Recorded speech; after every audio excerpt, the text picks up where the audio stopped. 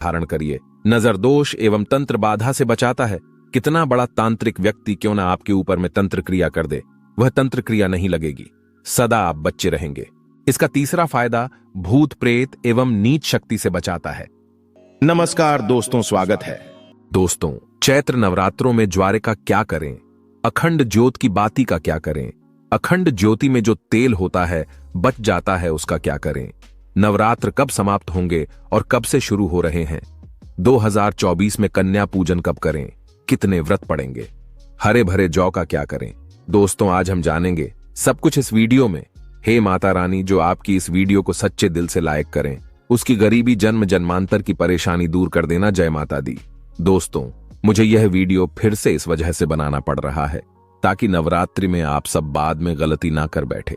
अर्थात नवरात्रि के बाद में जो चावल होते हैं, जो जौ होते हैं, जो ज्योत की बत्तियां होती है, जितनी भी हम नवरात्रि के समय में सामग्री चढ़ाते हैं, उन सब का क्या करें। ये सब आप गलत तरीके से नदी में विसर्जित कर देंगे, इसके फायदे नहीं जान पाएंगे।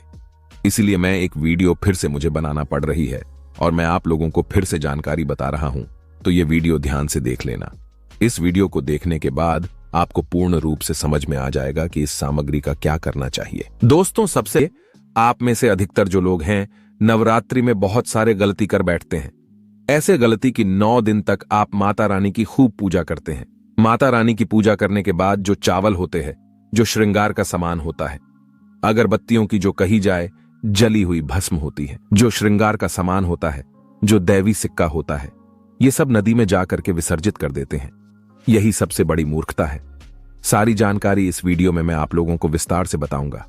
इनका क्या करना चाहिए, कैसे करना चाहिए, क्योंकि आज मुझे दैवीय प्रेरणा मिली, मुझे गुरुओं के द्वारा प्रेरणा मिली कि आप ये जानकारी समाज में बताइए, क्योंकि अधिकतर लोगों को नवरात्रि में 9 दिनों तक खूब पूजा करते हैं। पूजा करने के बाद भी उन्हें फल नहीं मिलता। क्यों फल नहीं मिलता? यही सबसे बड़ी गलती करते हैं। माता रानी स्वयं उन्हें प्रसाद देकर के जाती हैं, उनको फल प्रदान करके जाती है, लेकिन व्यक्ति उस फल का सदुपयोग नहीं कर पाते। देखिए, जो अगर कुआं आपके पास में है और अगर आप कुएं से पानी नहीं निकालेंगे तो आपकी प्यास कैसे बुझेगी? ठीक उसी प्रकार आपको जानकारी नहीं है। प्रसाद तो आपके पास में है, लेकिन उसका प्रयोग करना नहीं कर रहे हैं। कहने का मतलब है, मैं जो तरीका बताऊंगा, इस तरीके से आपके जीवन में चल रही परेशानी, गरीबी, रोग, दोष, तकलीफ, हर प्रकार की मनोकामना की पूर्ति होगी। वीडियो को ध्यान से देखना। आज मुझे अपने गुरुओं के द्वारा प्रेरणा मिली है, माता आदिशक्ति के द्वारा प्रेरणा मिली है, इसलिए ये जानकारी बता रहा हूं। वैसे ये जानकारी आपको YouTube में अगर आप ढूंढ लीजिए, कोई भी अगर बता दे तो गला काट करके चढ़ा दूंगा। अगर हमारी वीडियो में बताए गए उपाय से किसी एक भी व्यक्ति का भला होता है तो हमें भी पुण्य की प्राप्ति होती है, हमें भी अच्छा लगता है और हमें भी काफी आशीर्वाद आप सभी दर्शकों का प्राप्त होता है, माता रानी की कृपा प्राप्त होती है। तो चलिए, मैं समय ना लेते हुए आज की जो वीडियो है वो 15 मिनट की जरूर बनने वाली है। 15 मिनट तक हो सकता है आज की वीडियो बन जाएगी, इससे भी छोटी बन सकती है, लेकिन पूरी जानकारी विस्तार से बताऊंगा, ध्यान से देखना। नवरात्रि के समय में आप कौन सी गलती करते हैं जिससे आप निर्धन रह जाते हैं? तो देखिए, ऐसा कहा गया है कि अधिकतर लोग जो चावल होते हैं, ध्यान से सुनिए, पूजा पाठ करने के बाद जो बचे हुए चावल होते हैं, माता रानी को जो हम चढ़ाते हैं, वो ही चावल की मैं बात कर रहा हूं ना, कि जो ढेर सारे चावल रहते हैं उनकी। जो माता रानी को हम क्षमा याचना करने के दौरान जो चावल चढ़ाते हैं, पुष्प चढ़ाते हैं, सिक्के चढ़ाते हैं, वो सब नदी में बहा देते हैं। वहां आपने 9 दिनों तक माता रानी की पूजा की, माता रानी ने आपको प्रसाद स्वरूप चावल दिए, पुष्प दिए, सिक्के दिए, उसे आप नदी में बहा देते हैं। यही सबसे बड़ी मूर्खता है। आज मुझे गुरुओं के द्वारा प्रेरणा मिली है, इसलिए मैं आप लोगों को यह जानकारी बता रहा हूं। तो 9 दिन का फल आपने क्या किया? सीधे नदी में जाकर के बहा दिया। ऐसा नहीं करना चाहिए। जो चावल होते हैं, पिछली वाली वीडियो में भी मैं आप लोगों को नवरात्रि की जानकारी बता रहा था, उसमें भी बताया हूं जो नवरात्रि में जो बचे हुए माता रानी के चावल होते हैं, चढ़े हुए चावल होते हैं, इन चावलों को आप अपने अनभंडार में रखें। अनभंडार का मतलब जैसे कि आप अपने घर में जो चावल पका करके खाते हैं उसमें डाल दीजिए, कुछ धन स्थान पे रख दीजिए। अब इसके बेनिफिट सुन लीजिए। और जो पुष्प रहते हैं, आप इसे धन स्थान में सुखा करके रखें, अपने पर्स में रखें। जो सिक्के होते हैं, इसे भी धन पेटी या पर्स में रखना चाहिए। अब इसके फायदे सुन लीजिए। जो चावल होते हैं, माता रानी को चढ़े हुए मंत्रों से सिद्ध होते हैं। माता रानी को चढ़े होने के कारण नवरात्रि में माता नवदुर्गा साक्षात 9 स्वरूप में विराजित रहती है। तो ये जो चावल होते हैं जागृत अवस्था में हो जाते हैं। आप इस प्रकार के चावल को आप खाते हैं तो आपके शरीर में, क्योंकि 1 से 2 दाने आपको जो चावल पका रही हैं उसमें आपकी गृहिणी को बोल देना है। घर में जो खाना बनाती है उन्हें बोल सकते हैं। माता बहनों को तो डाल करके नित्य आप इसे पकवाएं तो क्या होता है, आपके शरीर में इस चावल को खाने के बाद रोग दोष व्याधि किसी भी प्रकार की जो आपके शरीर में कष्ट है, शारीरिक पीड़ा है, मानसिक पीड़ा है, वो दूर हो जाती हैं और माता रानी की आपको कृपा प्राप्त होती है। माता रानी की कृपा से शरीर में एक ऐसी ऊर्जा उत्पन्न होती है जिस ऊर्जा से आप अपने आप को स्वस्थ महसूस करते हैं और आप जहां भी चले जाइए, जिस भी कार्य को करिए, वो कार्य आपका सफल होता है। और कभी भी इन चावलों को थोड़ा सा खाते हैं, आपका पेट भर जाता है, यानी कि इसमें तृप्ति जल्दी मिलती है और आपके घर में कभी भी अन्न नहीं खपता, ये देखा गया है। आप में से अधिकतर जो लोग हैं माता रानी को श्रृंगार का सामान जरूर चढ़ाते हैं और श्रृंगार का सामान चढ़ाने के बाद इसे आप लोग नदी में बहा देते हैं या फिर अन्य को दे देते होंगे। तो ऐसा नहीं करना है। जो श्रृंगार का सामान आप चढ़ाते हैं माता रानी के लिए, 9 दिन के बाद इस श्रृंगार के सामान को आपके घर की जो शादीशुदा महिलाएं हैं उन्हें देना चाहिए। इससे क्या बेनिफिट होता है? इससे अखंड सौभाग्य की प्राप्ति होती है। जब तक वो माता बहनें श्रृंगार करेंगी, जो भी माता रानी को चढ़ा दिया हुआ आपने दिया, श्रृंगार करेंगी, तब तक अगर साक्षात स्वयं काल भी उनके पास आ जाए उनके पति को ले जाने के लिए, मृत्यु के घाट उतारने के लिए, तो उनका बाल भी बांका नहीं कर पाएगा। अखंड सौभाग्य की प्राप्ति होती है। महिलाएं घर की साक्षात लक्ष्मी होती हैं। इसीलिए जो बचा हुआ माता रानी को चढ़ाया गया श्रृंगार का सामान होता है, माता बहनों को देना चाहिए। अब इधर मैं आप लोगों को बताना चाहूंगा, आप में से अधिकतर लोग जो जोत का बचा हुआ तेल होता है इसे क्या करते हैं? नदी में विसर्जित कर देते हैं। सबसे बड़ी यही गलती है। जो जोत का बचा तेल होता है, 9 दिन तक जो जोत आप लोग जलाते हैं, तो क्या होता है, 9 दिन तक जोत जलने के कारण जोत में जो तेल बचा हुआ होता है, जागृत अवस्था में होती है, जागृत चीज ही अपना पूर्ण से प्रभाव दिखाती है। आपने देखा होगा सभी मूर्तियों की पूजा नहीं होती। जब कुम्हार मूर्ति बनाता है या फिर पत्थर वाले जो कारीगर मूर्ति बनाते हैं, तो उस मूर्ति की पूजा नहीं होती। उसी मूर्ति की पूजा होती है जिसकी प्राण प्रतिष्ठा हो। तो कहने का मतलब है कि जोत का जो बचा हुआ तेल होता है, जोत जलने के कारण जागृत अवस्था में हो जाती है। तो अगर आपके हाथ पैरों में दर्द होता है, किसी ने आपके ऊपर काला जादू कर दिया, आपको शंका हो रही है, तो इस सिचुएशन में आप क्या करें? जो जोत का बचा हुआ तेल होता है आप अपने सिर में लगाइए। शरीर के 7 हिस्सों में लगाना होता है। सिर में लगाइए, आप अपने कंठ में लगाइए, आप अपने हृदय में लगाइए, आप अपने जो जांघों में लगाइए, और हो सके तो आप अपने जो शरीर के आपको 7 हिस्सों में लगाना होता है। तो शरीर पे कैसा भी तंत्र विकार लगा हो, किसी ने काला जादू, भयंकर काला जादू कर दिया हो, जिसका तोड़ बड़े बड़े कहा जाए, तो जो ओझा लोग होते हैं, तो ओझा लोग भी नहीं कर पा रहे हैं, तो ओझा लोग से भी ज्यादा पावरफुल काम करेगा। ये माता रानी की साक्षात कृपा होती है। तत्काल देखना, 5 मिनट में आराम मिलेगा। आज हमें हमारे गुरु के द्वारा इस वजह से प्रेरणा मिली कि यह जानकारी समाज में बताई जाए। इस जानकारी से आपका भला होगा। अब जो ओझा लोग हैं, इनके चक्कर आपको लगाने की जरूरत नहीं है। 9 दिन तक पूजा करते हैं, पूरे 1 साल के लिए जोत का बचा हुआ तेल बचा करके रखें। सिर दर्द होता है, सिर दर्द वाले हिस्से पे लगा सकते हैं। अगर किसी कारणवश कभी कभी ग्रह नक्षत्रों की पीड़ा के कारण सिर दर्द होता है, तो वो सिर दर्द होना बंद हो जाता है। यानी कि जितनी भी परालौकिक शक्तियों के कारण आपके जीवन में परेशानी आती है, सिर दर्द हो रहा है, शनि है, राहु है, केतु है, दुष्ट शक्तियों के द्वारा आपको सताया जा रहा है, तो यह तेल 7 हिस्से में बस लगाना होता है।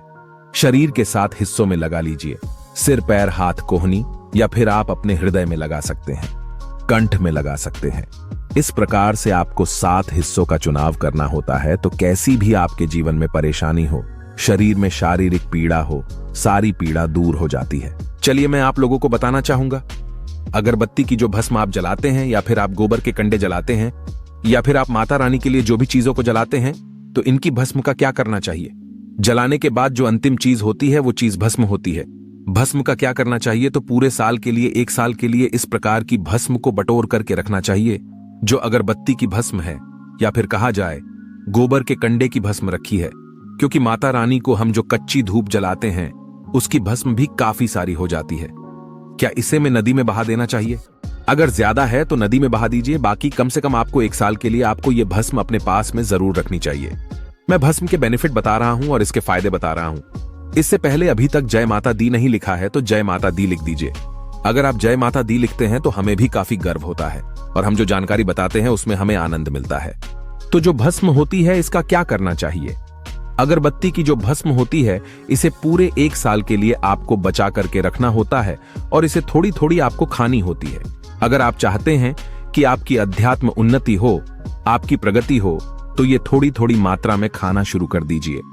आपके जो सोचने समझने की क्षमता है इतना ज्यादा पावरफुल हो जाएगी कि आपके आसपास में रहने वाले लोग जितना सोचते हैं उससे 1000 गुना ज्यादा आपकी सोच बढ़ जाएगी।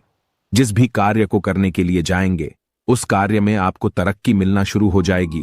और एक खास बात, छोटे बच्चों को गांव में चाहे शहर में रहते हैं, कहीं भी रहते हैं, नजर तो बहुत ही जल्दी लग जाती है। तो जो अगरबत्ती की भस्म होती है, माता रानी के लिए 9 दिनों तक आपने भस्म जला करके रखी है, उस भस्म का थोड़ा सा तिलक आप जो हैं उनके मस्तक पे लगाइए।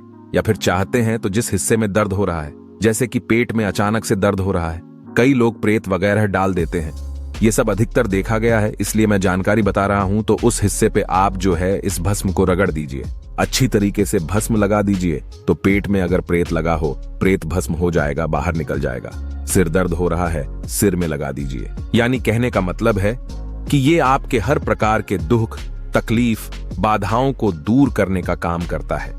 नित्य खाएंगे, अपने छोटे बच्चे को खिलाना शुरू कर दीजिए। पढ़ने लिखने में कमजोर है, ऐसे में जो बुद्धि है स्थिर हो जाएगी। कई लोग पढ़ने लिखने को बांध देते हैं, कई लोग किसी की किस्मत को बांध देते हैं। तो इन सारी समस्याओं से छुटकारा पाना चाहते हैं तो इस भस्म का तिलक प्रतिदिन जरूर लगाइए। अगर इनका तिलक लगाते हैं तो फिर ये अति उत्तम है। सोने पे सुहागा होगा आपके लिए और आपके बच्चे की जो पढ़ने लिखने की जो क्षमता है काफी बढ़ जाएगी। आप जहां भी जाएंगे आपको भी अध्यात्म उन्नति मिलेगी। इस भस्म का जब तक तिलक आपके सिर पर लगा रहेगा कोई भी आपका बाल बांका नहीं कर पाएगा। अगर आपके ऊपर कोई व्यक्ति तंत्र विकार करता है, करने का प्रयास भी करेगा, तब भी नहीं लगता है। हमारे चैनल का मकसद है जनहित एवं जन कल्याण करना। आइए जानते हैं कि ज्योत की बाती का क्या करना चाहिए। आप में से अधिकतर लोग या तो नदी में बहा देते हैं ज्योत की बाती को, या फिर आप में से जो अधिकतर लोग हैं यह धन स्थान पे रखते हैं, इससे फायदा नहीं मिलता। ज्योत के बाती हमेशा जागृत अवस्था में रहती है। ध्यान से सुनना, ज्योत की बाती को हमेशा आप जो है अपनी बाजू पर पहनना, बाजू बंद की तरह आपको इसे पहनना चाहिए। इसे भुजा में पहनना चाहिए। हमारे कई ऐसे तांत्रिक महात्मा तथा कई सारे से तांत्रिक लोग हमारे साथ जुड़े हैं। तांत्रिक महात्मा भी है। तांत्रिक महात्मा क्यों बोल रहा हूं? क्योंकि उन्हें तंत्र की भी जानकारी है। वो एक प्रकार के महात्मा भी है, उन्हें धर्म की जानकारी भी है। तो मैं उन्हीं के आधार पर मैं जानकारी बताऊंगा कि ज्योत की बाती को हमेशा बाजू में बाजू बंद की तरह पहनना चाहिए। अगर लड़की है तो लड़की इसे अपनी भुजा में आपको इसे पहनना चाहिए। क्यों पहनना चाहिए? क्योंकि ये कोई साधारण बत्ती नहीं है। ये साक्षात मां दुर्गा का आशीर्वाद होता है। ये साक्षात मां दुर्गा की कृपा होती है, प्रसाद होता है। 9 दिन तक अखंड जलने के कारण ये चैतन्य हो जाता है। इसमें प्राण आ जाते हैं, इसमें शक्ति आ जाती है। इसलिए इसे पहनने के बाद निम्न प्रकार के फायदे मिलते हैं। अगर आप इस प्रकार के फायदे लेना चाहते हैं तो ये ज्योत की बाती अवश्य धारण करें। इसको धारण करने के बाद जो 9 प्रकार के फायदे कहे हैं संत महात्मा ने, वही फायदे मैं आप लोगों को इस वीडियो में बताऊंगा। अभी तक कमेंट बॉक्स में जय माता दी नहीं लिखा है तो जय माता दी लिख दीजिए, और वीडियो को लाइक नहीं किया है तो वीडियो को लाइक कर दीजिए। प्रथम फायदा अकाल मृत्यु एवं दुर्घटना से बचाता है। अगर कोई भी व्यक्ति इसे बाजू में पहनता है, धारण करता है, तो ऐसे व्यक्ति की कभी भी दुर्घटना नहीं होती। ऐसे व्यक्ति की कभी भी अकाल मृत्यु नहीं होती, क्योंकि ऐसे व्यक्ति के साथ में साक्षात मां दुर्गा की शक्तियां चलती हैं। ये जो आप धागा धारण कर रहे हैं ना, ये आप जो बाजू में बाती पहन रहे हैं, ये कोई साधारण बत्ती नहीं है। ये साक्षात नव दुर्गा का आशीर्वाद होता है, एक प्रकार का सुरक्षा कवच होता है। तो इसे पहनने के बाद कभी भी अकाल मृत्यु नहीं होती एवं दुर्घटना से यह हमेशा बचाव करने का काम करता है। इसका दूसरा फायदा नजर दोष एवं तंत्र बाधा से बचाता है। आप में से अधिकतर लोग हमें बोलते हैं कि नजर दोष से परेशान रहते हैं। क्या करें? तो अगर आप नजर दोष से बचना चाहते हैं, आप चाहते हैं कि आपकी अध्यात्म उन्नति में किसी की नजर दोष ना लगे। आपकी उन्नति हो, प्रगति हो तो बिल्कुल ही इसे धारण करिए। नजर दोष एवं तंत्र बाधा से बचाता है। कितना बड़ा तांत्रिक व्यक्ति क्यों ना आपके ऊपर में तंत्र क्रिया कर दे, वह तंत्र क्रिया नहीं लगेगी, सदा आप बच्चे रहेंगे। इसका तीसरा फायदा भूत प्रेत एवं नीच शक्ति से बचाता है। आप कहीं भी मरघट में जाकर के सो जाए, इसको पहनने के बाद भूत प्रेत आपका बाल भी बांका नहीं कर पाएगा। तो भूत प्रेत एवं नीच शक्ति से इसको पहनने के बाद हमें बचाव होता है। इसका चौथा फायदा लक्ष्मी की पूर्ण कृपा प्राप्त होती है। जो लोग चाहते हैं कि माता लक्ष्मी सिद्ध हो जाए, उनके जीवन में उनकी कमी ना हो, तो ऐसे व्यक्ति इसे अवश्य धारण करें। लक्ष्मी माता की पुण्य कृपा प्राप्त होता है एवं नवदुर्गा का आशीर्वाद भी मिलता है। इसका पांचवा फायदा, अभी तक वीडियो को लाइक नहीं किया है तो लाइक जरूर कर देना। और हां, फिर से मैं गुजारिश कर रहा हूं, जय माता दी नहीं लिखा है तो जय माता दी लिख देना।